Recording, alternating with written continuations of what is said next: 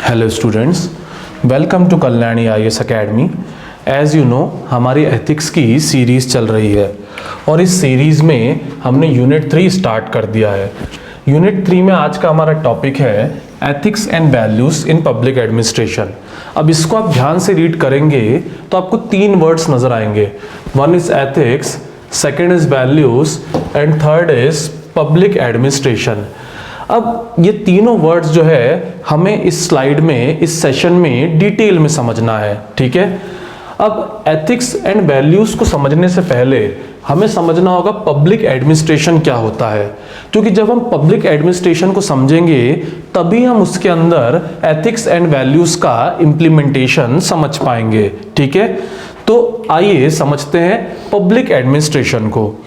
अब मुझे बताइए पब्लिक एडमिनिस्ट्रेशन क्या होता है। तो डेफिनेटली आप लोग कहेंगे कि सर जो हमारी गवर्नमेंट होती है उसकी क्या होती है, अलग अलग मिनिस्ट्रीज होती हैं और ये मिनिस्ट्रीज जो हैं अलग अलग फील्ड से होती है। Transport, justice, security, commerce, agriculture, labour, energy, defence, research, health वगैरह। तो इन सब फील्ड्स में जो मिनिस्ट्रीज होती हैं उनके साथ जो है एडमिनिस्ट्रेटिव ऑफिसर्स काम करते हैं, जो क्या करते हैं, जो गवर्नमेंट की पॉलिसीज होती हैं उनका इम्प्लीमेंटेशन करते हैं ताकि हमारी पॉपुलेशन के लास्ट माइल यानी लास्ट सिटीजन तक क्या हो पाए, उसका बेनिफिट जो है पहुंच पाए। बिल्कुल आप सही कह रहे हैं, बट ये जो डेफिनेशन आप जानते हैं असल में ये पहले एग्जिस्ट नहीं करती थी। इसकी पहले की कंडीशन कुछ और ही नहीं थी। पहले तो मैं आपको इवन बताऊं, जो पब्लिक एडमिनिस्ट्रेशन पब एड, जिसको यूपीएससी का एक बड़ा पॉपुलर सब्जेक्ट माना जाता है, उसको पहले एक सब्जेक्ट की तरह भी डील नहीं किया जाता था। इवन वो तो सिर्फ क्या था, पॉलिटिकल साइंस जो है उसका एक पार्ट भर था। तो फिर कैसे ये पब एड इतना बड़ा एक सब्जेक्ट, इंपॉर्टेंट सब्जेक्ट जो है बन गया। तो इसका श्रेय जाता है थॉमस वुडरो विल्सन को, जो कि अमेरिका के क्या थे, प्रेसिडेंट थे। ये अपने टाइम के पॉलिटिकल साइंस के प्रोफेसर थे और इसके अलावा एक एडमिनिस्ट्रेटिव स्कॉलर थे। इन्होंने सबसे पहले क्या करा था, एक ऐसे लिखा था जो था स्टडी ऑफ एडमिनिस्ट्रेशन। इस ऐसे से इन्होंने क्या करा था, फाउंडेशन दी थी किसकी, इस बात की कि पब्लिक एडमिनिस्ट्रेशन को क्या होना चाहिए, सिस्टमेटिकली स्टडी किया जाना चाहिए और इसको एक सेपरेट सब्जेक्ट की तरह ट्रीट किया जाना चाहिए, पॉलिटिकल साइंस से अलग। और इसी के लिए इन्हें क्या कहा जाता है, इन्हें फादर ऑफ पब्लिक एडमिनिस्ट्रेशन भी कहा जाता है। पर अभी भी आपके माइंड में एक सवाल आ रहा होगा कि सर जब पहले पॉलिटिकल साइंस का ही पार्ट था पब्लिक एडमिनिस्ट्रेशन, तो इसे अलग क्यों करा गया। मुझे बताइए हमारी जो पॉपुलेशन है पिछले 50-100 सालों में बढ़ी है कि नहीं। डेफिनेटली बढ़ी है। 1950 के लगभग में हमारी पॉपुलेशन थी 40 करोड़ और अगर मैं अभी की प्रेजेंट की बात करूं तो यही पॉपुलेशन हो चुकी है, I guess you all know, लगभग 130 करोड़। तो पॉपुलेशन जब बढ़ रही है तो मुझे बताइए जो एडमिनिस्ट्रेटिव ऑफिसर्स हैं उनका काम भी बढ़ रहा है कि नहीं। डेफिनेटली उनका काम भी क्या हो रहा है, लगातार बढ़ता जा रहा है। तो इस बढ़ते हुए काम के प्रेशर को झेलने के लिए क्या होना चाहिए, पॉलिटिकल साइंस और एडमिनिस्ट्रेशन को अलग होना चाहिए। नहीं समझ आया तो एक और बात समझिए। जो पहले की अगर हम बात करें तो पहले क्या होता था, एब्सोल्यूट रूल होता था और अब की अगर हम बात करें तो अब क्या होता है, पॉपुलर रूल होता है। तो इस पूरे पीरियड में क्या हुआ है, जो स्टेट है वो ट्रांसफॉर्म हो गए किसमें, पुलिस स्टेट से वेलफेयर स्टेट में। सब्जेक्ट्स जिनको रूल किया जाता था अब वो क्या बन गए हैं, सिटीजन्स बन गए हैं जिनको सर्व किया जाता है। इसीलिए वुडरो विल्सन जी ने कहा था कि जो पॉलिटिकल साइंस होता है, जो स्टडी करता है किसको, फिलॉसफी को, नेचर ऑफ द स्टेट को और एक्सेंस ऑफ सॉवरेनिटी को, वो अब सफिशिएंट नहीं है। क्योंकि ये क्या था, ये जो सिस्टम था, ये सिस्टम तब अच्छा था जब डायरेक्ट रूल होता था रूलर के द्वारा, तब ये चीजें काफी थी। लेकिन अब हमें सिटीजन्स को सर्व करना है, उनके वेलफेयर के लिए काम करना है, तो इसके लिए पॉलिटिकल साइंस से एडमिनिस्ट्रेशन को अलग होना जरूरी है। आई एम श्योर कि आपको अभी भी ये डेप्थ में क्लियर नहीं हुआ कि अलग होना क्यों जरूरी है, पर बने रहिए हमारे साथ, आने वाले थोड़े कुछ मिनट्स में आपको ये बात क्लियर हो जाएगी। अब इसके लिए जो वुड्रो विल्सन जी है, उन्होंने बैकग्राउंड तौर पे क्या कहा था, तो उन्होंने कहा था कि किसी भी इलेक्टेड प्रेसिडेंट को जब एंटर करना होता है ऑफिस में, तो वो क्या करता है, अपने खुद के ब्यूरोक्रेट्स लाता है और उन्हें लेके भी जाता है जब उसे जाना हो। पर ये जो पॉलिटिकल पैट्रोनेज है, इससे क्या होता है, बहुत ज्यादा करप्शन फैलता है, नेपोटिज्म फैलता है, माल एडमिनिस्ट्रेशन मतलब एडमिनिस्ट्रेशन भी खराब होता है। तो इसलिए विल्सन कहते थे कि ये टाइम आ चुका है कि हमें पब्लिक एडमिनिस्ट्रेशन को एक सेपरेट सब्जेक्ट की तरह डील करना चाहिए। उन्होंने साथ ही साथ ये भी ऑब्जर्व करा था कि बहुत हार्ड होता जा रहा है अब एक कॉन्स्टिट्यूशन को चलाना कॉन्स्टिट्यूशन को बनाने के मुकाबले। मतलब सर, तो देखिए जैसे इंडिया के कॉन्स्टिट्यूशन की अगर मैं बात करूं, 2 साल 11 महीने 18 दिन ये टाइम पीरियड इंडिया के कॉन्स्टिट्यूशन को बनाने में लगा था। एंड आई गेस ये बहुत ही डिफिकल्ट टाइम था और बहुत ही डिफिकल्ट टास्क था। तो इसके लिए वो कह रहे हैं कि कॉन्स्टिट्यूशन बनाने से भी ज्यादा अब उसको चलाना डिफिकल्ट होता जा रहा है, क्योंकि जब भी कोई नई पॉलिटिकल पार्टी आती है, जब भी कोई नया प्रेसिडेंट आता है, तो वो अपने साथ नए ब्यूरोक्रेट्स लाता है, नई आइडियोलॉजी लाता है, नए रूल्स एंड रेगुलेशंस लाता है, जिसके कारण हमारे कॉन्स्टिट्यूशन के जो फ्रेम है उसमें बहुत ज्यादा क्या हो जाते हैं, चेंजेस हो जाते हैं। तो एडमिनिस्ट्रेशन के ऐसे बार बार बदलने से क्या हो रहा है, एडमिनिस्ट्रेशन चलाना बहुत मुश्किल होता जा रहा है। तो ऐसा वुड्रो विल्सन का कहना था। इसके लिए उन्होंने कहा था कि पब्लिक एडमिनिस्ट्रेशन को क्या किया जाना चाहिए, साइंटिफिकली स्टडी किया जाना चाहिए। अब now you must be thinking कि सर हम पब्लिक एडमिनिस्ट्रेशन को इतना डिटेल में क्यों समझ रहे हैं, हमारा सिलेबस तो ethics and values in public administration है ना। बिल्कुल करेक्ट, लेकिन लास्ट ईयर में एक क्वेश्चन पूछा गया है पीएससीज में कि public administration is an act of business, इस पर कमेंट करिए। तो इससे ये क्लियर होता है। और इसके अलावा जो हमारा न्यू सिलेबस आ गया है उसमें अगर हम देखें तो पब्लिक एडमिनिस्ट्रेशन को पेपर 2 में भी क्या करा गया है, जोड़ दिया गया है। तो इससे ये क्लियर होता है कि क्या करना है, हमें पब्लिक एडमिनिस्ट्रेशन का भी एक बेसिक ओवरव्यू लेना है, ताकि किसी भी तरह का स्टेटमेंट अगर आ जाए तो हम उसको आंसर कर पाए।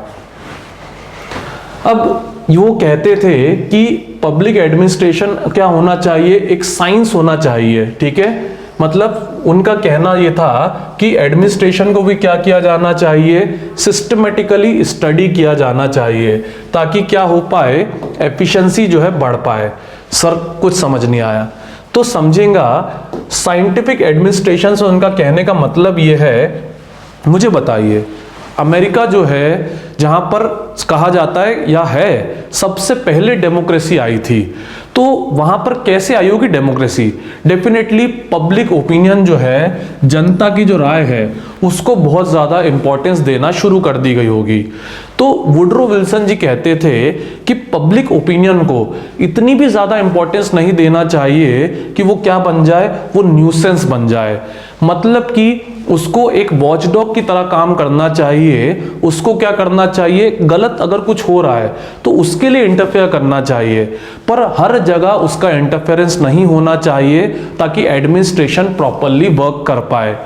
इसके अलावा जो एडमिनिस्ट्रेटिव ऑफिसर्स होते हैं उनका रिक्रूटमेंट कैसा होना चाहिए, मेरिट बेस पे होना चाहिए, ना कि एक स्पॉइल्ड सिस्टम पे, पेट्रोनेज सिस्टम पे होना चाहिए। मैंने अभी आपको समझाया कि अगर बार बार प्रेसिडेंट चेंज होंगे और वो अपने लिए अलग अलग ब्यूरोक्रेटिक ऑफिसर्स लाएंगे तो उससे करप्शन वगैरह बढ़ेगा। तो इसलिए वो कहते थे कि एडमिनिस्ट्रेशन को हमें एक साइंस की तरह डील करना चाहिए। एडमिनिस्ट्रेटिव ऑफिसर्स को किस पे वर्क करना चाहिए, साइंस पर, मतलब यहाँ साइंस से मतलब है लॉस पे वर्क करना चाहिए, रूल्स एंड रेगुलेशंस पे वर्क करना चाहिए, कोड ऑफ कंडक्ट पे वर्क करना चाहिए, ना कि केवल पब्लिक ओपिनियन पे वर्क करना चाहिए। और इसी के रिगार्डिंग वो कहते हैं कि अमेरिकन एडमिनिस्ट्रेशन क्या है, इनएफिशिएंट है। कब की बात कर रहा हूं मैं ये 1887 के आसपास की बात कर रहा हूं। और यूरोपियन एडमिनिस्ट्रेशन क्या है, एफिशिएंट है, क्योंकि अमेरिकन एडमिनिस्ट्रेशन क्या करता है, साइंस को लैक करता है, उसके अंदर साइंस जो है कम है। ये आज की नहीं, बहुत पहले की बात हो रही है।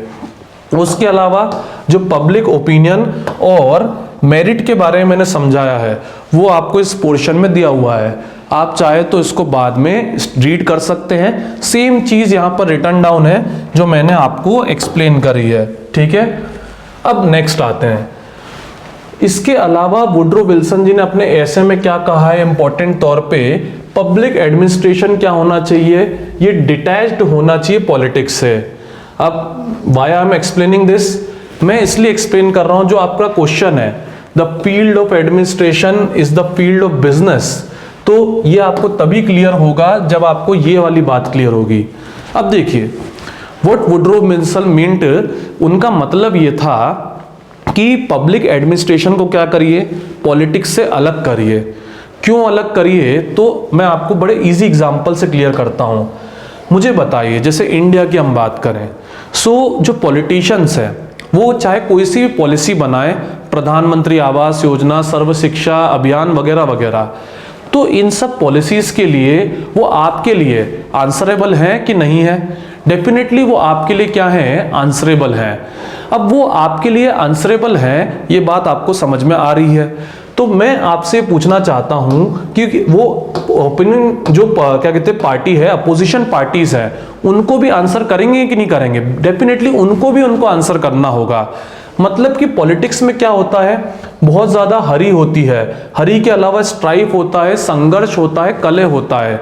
अब ये जो संघर्ष है, ये जो कलह है, ये क्या करता है, ये कहीं ना कहीं पॉलिटिशियंस के काम को बहुत ज्यादा ट्रबलसम बनाता है। पर जो एडमिनिस्ट्रेशन होता है, वो कहते थे कि एडमिनिस्ट्रेशन इससे क्या है, पूरी तरह से फ्री है, क्योंकि एडमिनिस्ट्रेशन जो है ये क्या है, ये कैजुअलिटी बन जाता है पॉलिटिकल कॉन्फ्लिक्ट्स में, और इसका काम क्या होता है, सिर्फ और सिर्फ एक इंस्ट्रूमेंट की तरह काम करना होता है। What he was saying is कि एडमिनिस्ट्रेशन जो है, इसको गवर्नमेंट की पॉलिसीज को इंप्लीमेंट करना है। अब जब ये इंप्लीमेंट कर रहा है तो इसको ऐसी प्रॉब्लम नहीं है, एडमिनिस्ट्रेटिव ऑफिसर्स परमानेंट होते हैं, वो कोई 5 साल 6 साल के लिए काम नहीं करते हैं, उन्हें जनता के लिए क्या कहते हैं, आंसरेबल डायरेक्टली नहीं होना चाहिए। उनको पूरी एफिशिएंसी के साथ, इकोनॉमी को ध्यान में रखते हुए पॉलिसीज को क्या करना चाहिए, इंप्लीमेंट करना चाहिए। तभी क्या होगा, तभी सिस्टम जो है, एडमिनिस्ट्रेशन जो है, वो अच्छे से काम करेगा।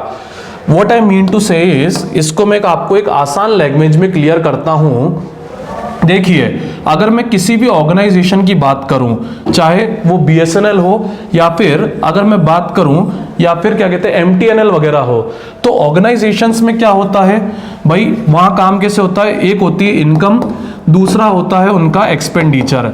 अब इनकम मान लीजिए 10 रुपए है और एक्सपेंडिचर मान लीजिए 5 रुपए है, तो इसका मतलब एडमिनिस्ट्रेशन किस पे हो रहा है, प्रॉफिट पे हो रहा है। तो अगर हम बात करें तो हमारी जो एडमिनिस्ट्रेटिव ऑर्गेनाइजेशन है, BSNL वगैरह, तो ये भले ही गवर्नमेंट के गोल्स को अचीव कर रही हैं, पर उसमें इनको क्या ध्यान रखना होगा, उन्हें इस बात का ध्यान रखना होगा कि वो इकोनॉमिकली सही काम कर रही हैं, एफिशिएंट काम कर रही हैं और इफेक्टिव काम कर रही है। तभी क्या होगा, तभी हम जो टैक्स पेयर्स हैं, हमारा पैसा जो है वो प्रॉपरली सही डायरेक्शन में यूज हो पाएगा। तो इसलिए उन्होंने कहा है कि पब्लिक एडमिनिस्ट्रेशन क्या है, एक्ट ऑफ बिजनेस है, और जितनी प्रॉब्लम्स फेस करनी पड़ती है पॉलिटिक्स को, उतनी प्रॉब्लम्स इसको फेस नहीं करनी रहती है। इसका रोल सिर्फ और सिर्फ क्या है, इंस्ट्रूमेंटल है, ठीक है। अब आपके माइंड में ये आ रहा होगा कि सर मतलब वो कह रहे हैं कि पब्लिक एडमिनिस्ट्रेशन और पॉलिटिक्स दोनों कंप्लीटली अलग है, तो ऐसा भी नहीं है, दोनों कंप्लीटली सेपरेट नहीं है। Administration lies outside the sphere of politics. Administrative questions are not political questions. ये बात सही है, but he was aware कि complete inseparability politics और administration की ना तो possible है और ना ही preferable है। मतलब ये हो भी नहीं सकता और करना भी नहीं चाहिए। सर क्या कह रहे हैं आप? तो समझेगा कि जो politics है और administration है, ये भले ही क्या कहते हैं, इनका फोकस डिफरेंट है, फिर भी ये आपस में जुड़े हैं। मतलब कि पब्लिक एडमिनिस्ट्रेशन का काम क्या होता है, इसका काम होता है पॉलिसी इंप्लीमेंट करना। तो जो गवर्नमेंट का गोल है उसको अचीव करने के लिए क्या करते हैं, एक्शन लेते हैं। गोल्स मतलब जैसे लिबर्टी, इक्वलिटी, फ्रेटर्निटी। पर अगर हम बात करें तो जो फाउंडेशन प्रिंसिपल्स हैं, लिबर्टी, इक्वलिटी, फ्रेटर्निटी, ये तो कहां से आ रहे हैं, पॉलिटिकल साइंस से आ रहे हैं। सो एडमिनिस्ट्रेशन जो है उसको सेपरेट रखना है, पर कंप्लीट सेपरेशन भी नहीं होना चाहिए, कंप्लीट डिवोर्स भी नहीं होना चाहिए, क्योंकि फाउंडेशन वैल्यूज तो पॉलिटिशियन से आएगी। पॉलिटिशियन से मेरा मतलब पॉलिटिकल साइंस से आएगी, डेमोक्रेसी जो है उसकी वैल्यूज से आएगी, ठीक है। अब फाउंडेशन अगर क्या कहते हैं, अगर कंप्लीट डिवोर्स हो जाए तो एडमिनिस्ट्रेशन क्या हो जाएगा, फाउंडेशन लेस हो जाएगा, बेसलेस हो जाएगा। इसीलिए एडमिनिस्ट्रेशन को पॉलिटिकल इंटरफेरेंस और पॉलिटिकल पैट्रोनेज से हमें दूर रखना है, पर साथ ही साथ उस पर क्या रखना है, जो साइट है वो भी लूज नहीं करना है, ताकि क्या हो, जो पॉलिटिकल वैल्यूज हैं वो क्या हो, बकायदा फॉलो होती रहे। क्योंकि एडमिनिस्ट्रेशन क्या है, सिर्फ और सिर्फ पॉलिसी इंप्लीमेंटेशन का टूल है, ठीक है। आई गेस आपको ये बात जो है अच्छे से क्लियर हो गई। अब आपका इसमें सवाल आ रहा होगा कि सर क्वेश्चन कैसे आंसर करना था। तो देखिए, जब public administration is a field of business वाला क्वेश्चन आ रहा है, तो पहले आप बताइए कि पॉलिटिक्स और एडमिनिस्ट्रेशन दोनों सेपरेट होने चाहिए। जो पॉलिटिक्स है उसमें हरी और स्ट्राइफ होता है, जिसके कारण जो है उनकी आंसरेबिलिटी बढ़ जाती है। जो एडमिनिस्ट्रेशन होता है उसमें हरी और स्ट्राइफ नहीं होता है, तो इस कारण उन्हें जो है एक आइडियल बॉडी की तरह वर्क करना चाहिए, जिसमें उन्हें एक बिजनेस ऑर्गेनाइजेशन को और उसके गोल्स को, ऑब्जेक्टिव्स को फॉलो करना चाहिए। इकोनॉमी, इफेक्टिवनेस, एफिशिएंसी, इन चीजों पे ध्यान देना चाहिए जब वो गवर्नमेंट की पॉलिसीज को इंप्लीमेंट कर रहे हैं, ताकि ज्यादा से ज्यादा लोगों को बेनिफिट मिल पाए और जो हमारे सिटीजन्स का लास्ट माइल है वहां तक जो है वो बेनिफिट पहुंच पाए। बट इसको आपको कंक्लूड करना है फिर लास्ट में कि ये बेनिफिट देते टाइम आपको ये भी इंश्योर करना है कि कंप्लीटली बिजनेस नहीं फॉलो करना है, वेलफेयर जो है उसको भी ध्यान में रखना है। जो आइडियल्स हैं, पॉलिटिकल आइडियल्स जो हैं, उनको इक्वलिटी, लिबर्टी, फ्रैटर्निटी, इनको भी हमें इग्नोर नहीं करना है, क्योंकि कंप्लीट सेपरेशन हो गया तो जो फाउंडेशन होना चाहिए वो फाउंडेशन वैल्यूज ही क्या हो जाएंगी, उन्हीं से एडमिनिस्ट्रेशन अलग हो जाएगा। तो इस तरह से आपको ये क्वेश्चन आंसर करना था। अब आते हैं हम अपनी मेन हेडिंग पे, ethics and values in public administration. अब लेकिन इसमें आपको पहले समझना होगा कि पब्लिक सर्विस क्या होती है। अब मुझे बताइए पब्लिक सर्विस का मतलब आप क्या समझेंगे।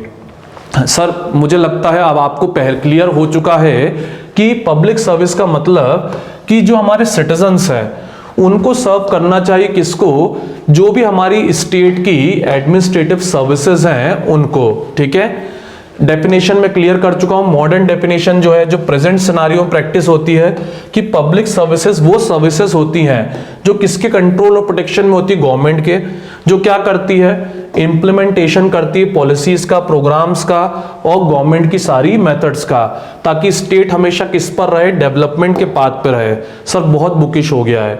डेफिनेटली मैं आपको इजी टर्म में बता देता हूं भाई, जो भी गवर्नमेंट की पॉलिसीज हैं, प्रधानमंत्री आवास योजना, स्वच्छ भारत अभियान, फसल बीमा योजना, एटसेट्रा एटसेट्रा, तो इन सब स्कीम्स को उसे क्या करना है, इंप्लीमेंट करना है, ताकि हमारी कंट्री में लगातार क्या होता रहे, डेवलपमेंट होता रहे। यही क्या होती है, पब्लिक सर्विस होती है। और अगर मैं प्रोफेसर वाइट के वर्ड्स में कहूं तो पब्लिक सर्विस क्या है, ये एक ऐसा मीन्स है, ये एक ऐसी एडमिनिस्ट्रेटिव ऑर्गेनाइजेशन है जो क्या करती है, गवर्नमेंट के गोल्स अचीव करने में मदद करती है। या प्रोफेसर फाइनर के वर्ड्स में कहूं तो पब्लिक सर्विस एक प्रोफेशनल बॉडी है ऑफिसर्स की, जो कि स्किल्ड होते हैं, जिन्हें परमानेंट सैलरी मिलती है, और इसके अलावा जो परमानेंट एग्जीक्यूटिव की तरह वर्क करते हैं। सर बातें तो समझ में आ रही हैं, बट पब्लिक सर्विस का एग्जैक्टली मतलब क्या है। तो देखिए क्या होता है, अब जैसे टाइप्स ऑफ पब्लिक सर्विस आप देख सकते हैं, मेरी नेक्स्ट स्लाइड है। अब टाइप्स ऑफ पब्लिक सर्विस जो है आपसे एग्जाम में नहीं पूछा जाएगा, बट स्टिल मैंने आपको ये यहाँ पे डाल दिया है, ताकि मैं जब पब्लिक सर्विस या पब्लिक एडमिनिस्ट्रेशन की डील करूं तो उसमें आपको प्रॉब्लम ना हो। पब्लिक एडमिनिस्ट्रेशन तो आप समझ गए कि ये परमानेंट एग्जीक्यूटिव होते हैं और पॉलिटिशियंस टेम्पररी एग्जीक्यूटिव होते हैं। तो जो पॉलिटिशियन से मेरा मतलब यहाँ पर जो है प्राइम मिनिस्टर वगैरह से है, ठीक है, prime minister, council of minister वगैरह। तो पब्लिक एडमिनिस्ट्रेशन जो है वो टेम्पररी नहीं परमानेंट एग्जीक्यूटिव्स की बात करता है, और उसके अंदर ढेर सारी पब्लिक सर्विसेज बॉडीज आती हैं जो क्या करती हैं, जो पब्लिक एडमिनिस्ट्रेशन का वर्क करती हैं। तो उन बॉडीज के नाम हम यहाँ क्लियर कर रहे हैं ताकि आपको पब्लिक एडमिनिस्ट्रेशन को समझने में दिक्कत ना आए। फर्स्ट है ऑल इंडिया सर्विसेज, जिसमें आते हैं IAS, IPS, IFS. I guess आप जानते ही हैं कि ऑल इंडिया सर्विसेज में क्या होते हैं, कैडर होते हैं। अब ये कैडर जो होते हैं स्टेट वाइज होते हैं। सपोज आप एक आईएएस ऑफिसर हैं, आपको एक गुजरात स्टेट में कैडर दे दिया। अब आपको गुजरात में कैडर दे दिया तो आप क्या करेंगे, जो गुजरात गवर्नमेंट है उसके अंडर में वर्क करेंगे, पर आपकी जो सैलरी है वो गुजरात से ही आएगी, पर आपका अपॉइंटमेंट कहाँ से हो रहा है, सेंटर से हो रहा है। अब इसको मैं ज़्यादा डिटेल में डील नहीं करूंगा क्योंकि पेपर 2 में आपको ये सब डिटेल में समझना है, ठीक है। सेंट्रल सर्विसेज जो यूपीएससी की लोअर ग्रेड जॉब्स होती हैं या फिर एसएससी की जॉब्स जो होती हैं वो क्या होती हैं, वो गवर्नमेंट ऑफ इंडिया की मिनिस्ट्रीज के अंडर में होती है और वो सेंट्रल सर्विसेज होती हैं। या फिर हम एमपीपीएससी की बात करें या व्यापम की बात करें तो इन एग्जाम्स को पास करके आपको जो जॉब्स मिलती है, बाल विकास अधिकारी, child development officer, minority inspector, पिछड़ा वर्ग अधिकारी, डेप्यूटी कलेक्टर, ये सब क्या है, ये सब स्टेट सर्विसेज हैं जो जिसमें आपका वर्क जो है वो स्टेट के अंडर में आता है। अब इसके अलावा अगर हम बात करें तो दो तरह की सर्विसेज और होती हैं, एक होती है लोकल सर्विस और दूसरी स्पेशलिस्ट सर्विस। लोकल सर्विसेज वो सर्विसेज होती हैं जो लोकल गवर्नमेंट इंस्टीट्यूशंस के डायरेक्शन में काम करती है, for example municipality and panchayat. अब इसको समझने के लिए मुझे बताइए, क्या आपके कचरा गाड़ी आती है? भाई डेफिनेटली आती है। तो वो क्या है, वो एक तरह की म्युनिसिपैलिटी सर्विस है। Last but not the least specialist services. अब आई गेस आप जानते होंगे कि गवर्नमेंट हॉस्पिटल्स होते हैं, इसके अलावा गवर्नमेंट इंजीनियर्स और साइंटिस्ट वगैरह भी होते हैं। तो ये अगर मैं बात करूं, ये क्या हो जाते हैं, ये स्पेशलिस्ट हो जाते हैं। क्यों हो जाते हैं? क्योंकि इनका काम जो है वो कैसा है, वो टेक्निकल नेचर का है। तो ये किस तरह की सर्विसेज हुई, स्पेशलिस्ट सर्विसेज हुई। तो इस तरह से अलग अलग तरह की पब्लिक सर्विसेज होती हैं जो क्या करती हैं, जो गवर्नमेंट की पॉलिसीज को अलग अलग लेवल्स पे इंप्लीमेंट करने का काम करती है। But as I said, types of public service आपका एथिक्स में क्वेश्चन नहीं आएगा, ये क्वेश्चन आपको दूसरे सब्जेक्ट्स में आएंगे, ठीक है। बट आपको एक अंडरस्टैंडिंग के लिए मैंने क्लियर कर दिया। अब आते हैं हम अपनी नेक्स्ट स्लाइड पर, present status of public services. मतलब पब्लिक सर्विस जो है उसका जो पार्ट होते हैं वो एक्चुअली करते क्या है, ठीक है। मैं समझता हूं अब आपको ये बड़े अच्छे समझ में आएगा। सो प्रेजेंट टाइम में जो पब्लिक सर्विस है उनका वर्क काफी बढ़ गया है, और जो वर्क में कॉम्प्लेक्सिटी है वो भी क्या हो गई है, काफी ज्यादा बढ़ गई है। तो इसमें अगर हम उनके मेजर फंक्शंस की बात करें तो उनका फंक्शन क्या है, एडवाइस करना। देखिए, जो पॉलिटिशियंस रहते हैं, जो गवर्नमेंट होती है वो एक डेमोक्रेटिक फॉर्म की होती है, जिसमें जो लोग आते हैं उन्हें टेक्निकलिटीज नहीं पता होती है। ट्राई टू अंडरस्टैंड, उन्होंने आपकी तरह एथिक्स नहीं पढ़ा होता है, कॉन्स्टिट्यूशन नहीं पढ़ा था वगैरह। सो इस कारण जब भी कोई पॉलिसी बनानी होती है तो उसके लिए वो एडवाइस किससे लेते हैं, एडमिनिस्ट्रेटिव ऑफिसर्स से लेते हैं। फॉर एग्जाम्पल नोटबंदी, भाई आपको लगता होगा मोदी जी ने नोटबंदी करी है, बट उसके लिए सारी टेक्निकलिटीज तो उन्हें एक आईएएस ऑफिसर ने ही बताई होगी। इसके अलावा implementation of policies, I guess हम क्लियर कर ही चुके हैं इसको। Policy making and planning regulated work, जैसे हमारा बजट बनता है या फिर नीति आयोग हमारी प्लानिंग करता है, तो ये सब जो है कौन करता है, भाई निर्मला जी नहीं करती हैं ये एक्चुअली जो है एडमिनिस्ट्रेटिव ऑफिसर्स जो हैं उनको करके देते हैं और फिर वो उसको फाइनलाइज करती हैं। क्वासी जुडिशियल वर्क्स, जैसे अगर हम बात करें हमारी जो जुडिशरी है उसको भी कई बार क्या लगती है, एडमिनिस्ट्रेटिव ऑफिसर्स की हेल्प लगती है। सपोज कोई टैक्स रिलेटेड क्या कहते हैं इंपॉर्टेंट केस आ गया तो वहां पर एक एडमिनिस्ट्रेटिव ऑफिसर की जरूरत लगेगी। जैसे सीओजी विनोद राय जो थे, उन्होंने क्या करा था, उन्होंने कई सारे केसेस पर क्या करा है, सुप्रीम कोर्ट को गाइड करा है कि कैसे क्या टैक्स की उनके हिसाब से चोरी वगैरह हुई है। आई गेस 2G स्पेक्ट्रम, कोयला, कोल एलोकेशन वगैरह इसके केसेस जो है एग्जाम्पल है। और सीओजी एक्चुअली क्या होता है, वो एक स्टैंडर्ड एडमिनिस्ट्रेटिव ऑफिसर ही होता है। इसके अलावा formation of delegate legislation, try to understand भाई कौन सा कानून सही है और कौन सा कानून गलत है। ये क्लैरिटी एडमिनिस्ट्रेशन ही क्या करता है, गवर्नमेंट को देता है। ठीक है, फॉर एग्जांपल नायक फिल्म में अमरीश पुरी स्टेटमेंट पास करके आ गए थे कि मैं आपको वन डे चीफ मिनिस्टर बना दूंगा। तो ये जो उनका स्टेटमेंट था, इस स्टेटमेंट के सही गलत होने की इंफॉर्मेशन उन्हें किसने दी थी, एक एडमिनिस्ट्रेटिव ऑफिसर ने ही दी थी। इसके अलावा कुछ बेसिक पॉइंट्स हैं, जैसे ये एक एजेंसी की तरह काम करता है डेवलपमेंट लाने के लिए, चेंज लाने के लिए। ये पब्लिक सर्विसेज क्या करता है, परफॉर्म करता है। एडमिनिस्ट्रेशन में एफिशिएंसी बढ़ाता है, कंट्री के डेवलपमेंट में वर्क करता है, डेडिकेशन के साथ वर्क करता है। अब ट्राई टू अंडरस्टैंड, ये सब बड़े बेसिक पॉइंट्स हैं, लेकिन जब हम एग्जाम में हमसे क्वेश्चन पूछा जाता है, फॉर एग्जाम्पल मेंस में आ भी चुका है कि जो मॉरल वैल्यूज हैं उनका एडमिनिस्ट्रेशन में क्या रोल है, तो उस समय क्या होता है, हम आंसर नहीं कर पाते हैं। ठीक है, हमें उस समय पॉइंट्स नहीं सूझते हैं, तो तब क्या होता है, इस तरह के जो पॉइंट्स रहते हैं वो आपको क्या करते हैं, बड़ा हेल्प करते हैं आंसर करने के लिए। ठीक है, तो इसलिए आपको जो है ध्यान से इस तरह के पॉइंट्स भी क्या होने चाहिए, स्टडी करने चाहिए। इसके बाद हमारी आज की लास्ट स्लाइड्स की बात करें, लास्ट टॉपिक की, तो वो है reasons for loss of ethics in public administration, कि आखिर क्या रीजंस है जिनके कारण जो एथिक्स है वो पब्लिक एडमिनिस्ट्रेशन में, पब्लिक सर्विसेज में लूज होता जा रहा है।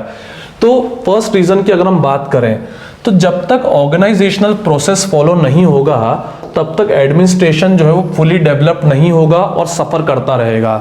अब इसके एग्जाम्पल के लिए मैं जैसे BSNL की बात करूं, तो कुछ लोग कहते हैं कि भाई BSNL को 4G नहीं दिया गया और एयरटेल को दे दिया गया, तो ये क्या है, ये गलत प्रैक्टिस है।